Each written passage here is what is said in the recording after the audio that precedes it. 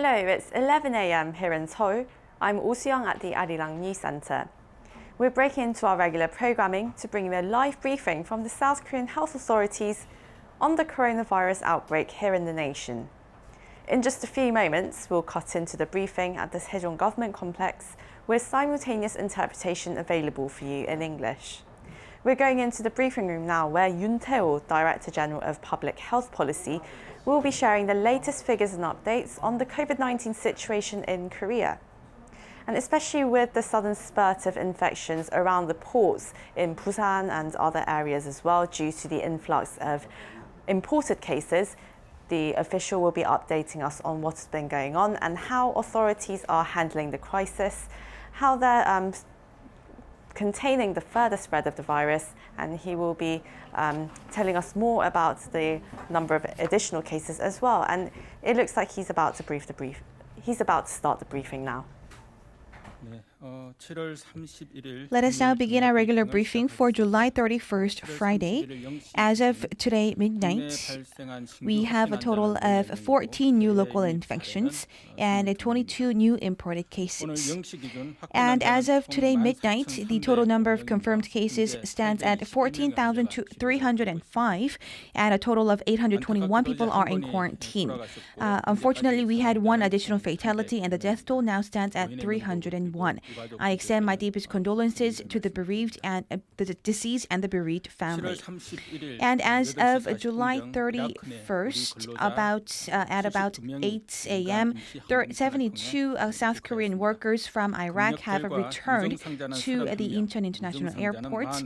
We had 31 people who had no symptoms and 41 people who had symptoms. And according to their test results, they will be going to the health facilities and to the life treatment centers if they have if they tested negative.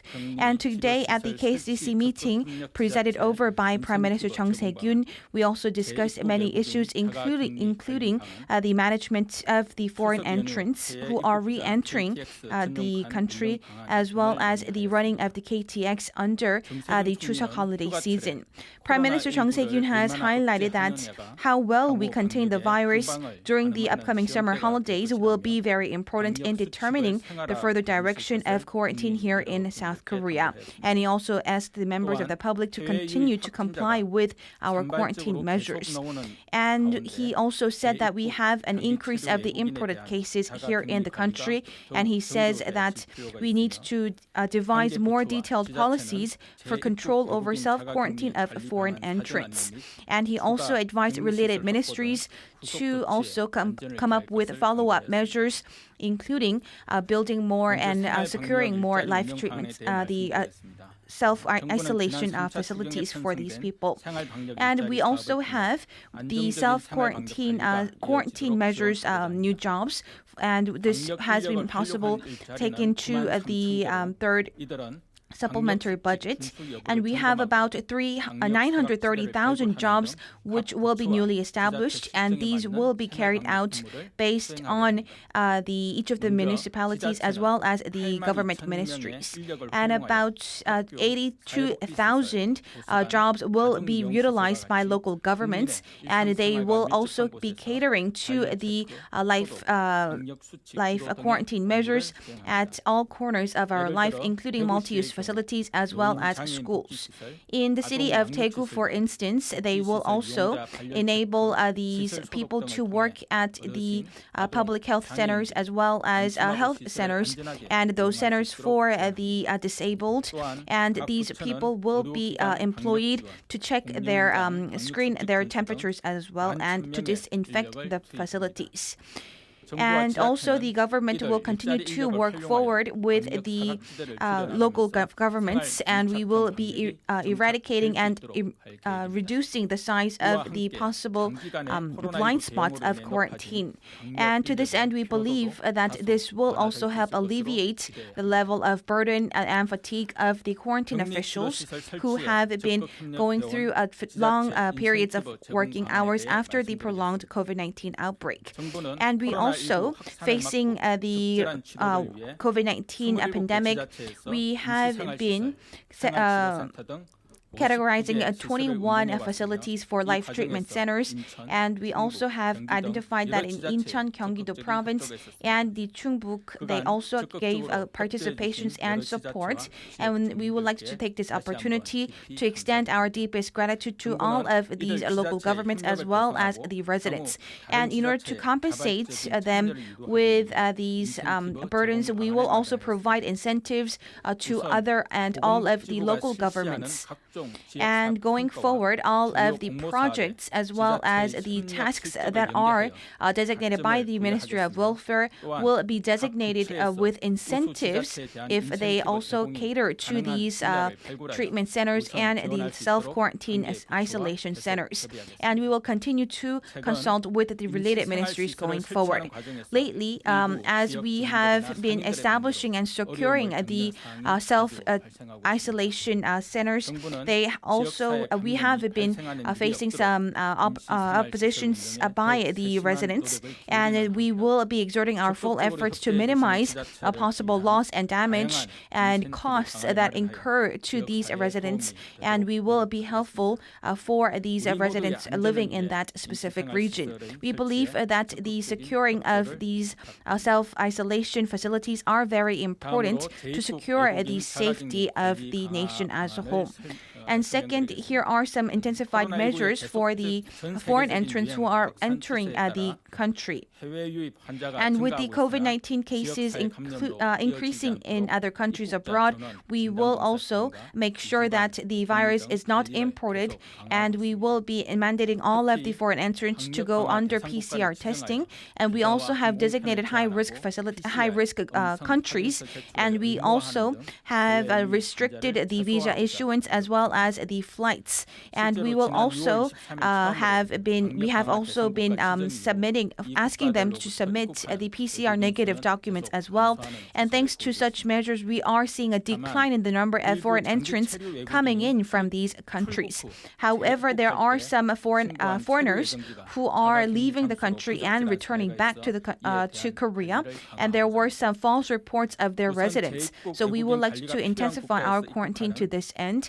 As for these countries with the high risks of vulnerability to the virus, we will make sure, starting from the stage of immigration, we will verify the validity of the address, including a phone call with the landlord, and check whether these centers and these addresses are appropriate for self-isolation. And we will also make sure that the registered and documented foreigners who are legally working in the country will also be under such strict quarantine guidelines as well. And also for the people who have also been registered as refugees here in Korea, we will be also intensifying the quarantine measures for them as well, and we will make sure that they have the approval as refugees, and we will also carry out this process swiftly. And aside from this, all of the foreign entrants, we will also verify the validity of the addresses for self-isolation and self-quarantine, and they will be mandated to submit mobile phone number of their landlords as well. And here are some updates on our compensation for the medical facilities. And in order to compensate the losses that incur at the hospitals, we will be making sure that they are compensated. And we have secured about 700 billion Korean won with our supplementary budgets. And these will be provided starting from April to all of the medical facilities that have also incurred some losses. And about 196 health centers and hospitals have received such funding, and they amount to about 200 billion Korean won. And going forward, we will also continue to support and compensate them, and also we will be giving about 100 100 screening facilities, and they will receive about 230 billion Korean won, and we will be also increasing this and continuing this support going forward on a monthly basis. And aside from the medical centers, as for the business establishments that have been asked to suspend operations for temporarily after a visiting by the confirmed cases, starting from last Monday, we have been receiving the applications for compensations for these specific business establishments. And under the Special Act for the Infectious Disease Control, they will be receiving the compensations and financial support as well. And these will be also monitored and notified by the local governments as well. And the losses will be also administered and monitored by a special committee in charge of these affairs. And starting from end of August, they will be receiving the financial funds. And we will continue to make sure that the medical hospitals will be exerting their full efforts to diagnose the COVID-19 patients as we fight against the virus in a prolonged period of time. And we also would like to take this opportunity to extend our gratitude to all of the medical practitioners as well as the owners of these business establishments for your cooperation as well. During these weekend and especially during the upcoming summer holidays, we believe that we will have an increase in the foot traffic, and there have been some group campings with a number of families, and we have seen sporadic outbreaks here at the camping sites. And please make sure that you can spend a safe and relaxing summer holidays, and please remember that you need to wear face masks when you are indoors and minimize your stay time in rest areas and restaurants, and also maintain a 2-meter distance. And please refrain from going outdoors if you feel sick, and do not visit closed, crowded, and close contact settings, especially during crowded hours. And please do not touch your eyes, nose, or mouth with unwashed hands, and refrain from engaging in activities that increase the risks of droplet infections. And during the weekend, also comply with the quarantine measures if you go to offline services as well at the religious centers. And even though you are having a family meeting, please wear your face mask, and please refrain from having group meals, and also avoid from making physical contacts. And the government will continue to stay vigilant, and we will exert our full efforts for quarantine. Thank you very much.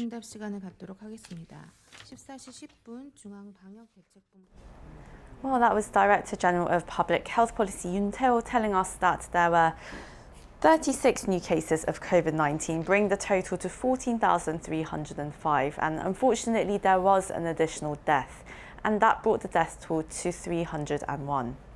Well, that wraps up our coverage of this morning's briefing. Thank you for staying with us. We'll be back shortly with our regular midday newscast. Bye for now.